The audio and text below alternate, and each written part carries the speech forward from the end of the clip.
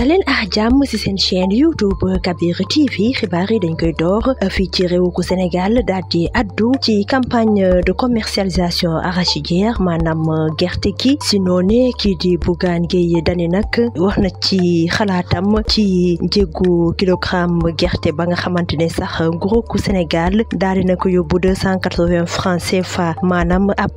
dërëm la ci yokku buñ koy méngale ak prix bu daawo li mel nag kii di Bougane Gueye Dany di ko ñaawlu bu baax a baax naka noonu njiital gëm sa bopp di ko ñaawlu bu baax a baax ndaxte moom jàpp na ni yokk ab dërëm dong ci njëgu kilogramme gerte bi du leen lu dul ab yabaate ba nga xamante ne nguuru Sénégal am na ko jëmale ko baykat yi.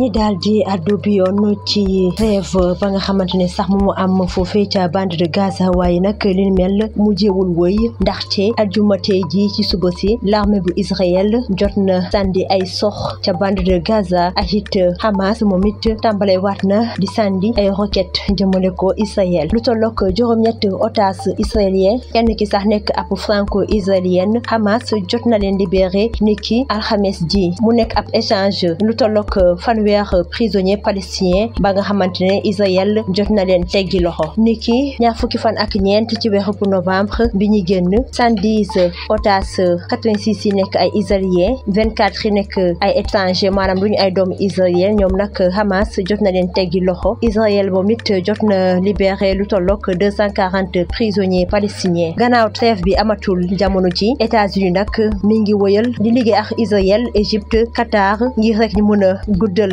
trêve humanitaire bi foofee ca Gaza buñ sukkandikoo ci kenn ku yor kàddug conseil sécurité nationale bu Maison Blanche voyage ba nga xamante ne yàgg na mi ngi ko doon waajal ngir fekkee COP 28 li mel dana tax sax ba njiital France di Emmanuel Macron mu daal di amalaat ay waxtaan ci lu ñeel fitna bu dox diggante Hamas ak Israël moom mi sax dana daje ak ay leader réewi arab yi nga xamante ne jot nañ def ab déplacement ca Dubaï ki di Emmanuel Macron nag dana wax ci wàllu diplomatie COP28 nag danañu fa waxtaanee lii di réchauffement climatique niki aljuma ji yemoo ko benn fan ci weeru décembre ñi nga xamante ne ñoom ñoo teewal réew ko Iran ci bile daje bañ nañ fekkee négociation conférence bu mbootaay xeet yi ci lu ñeel wàllu climat foofee ca Dubaï li mel dañ ko def ngir wone ne ni teewaayu délégation Israël ci boobule daje neexu leen benn yoon.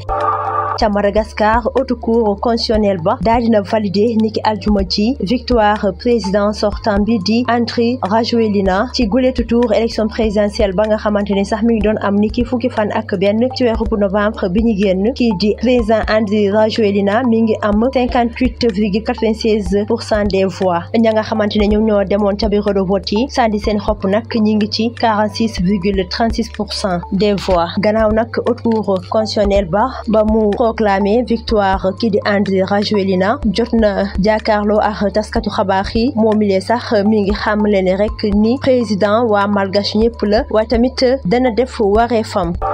fii lañu yem ak yéen ci xibaar yi ci seen chaîne YouTube Kabir TV di leen jaajëfal ci teewlu bi ak ci topp bi ñu joxante dig daje ba suba yàlla bu ci àndee.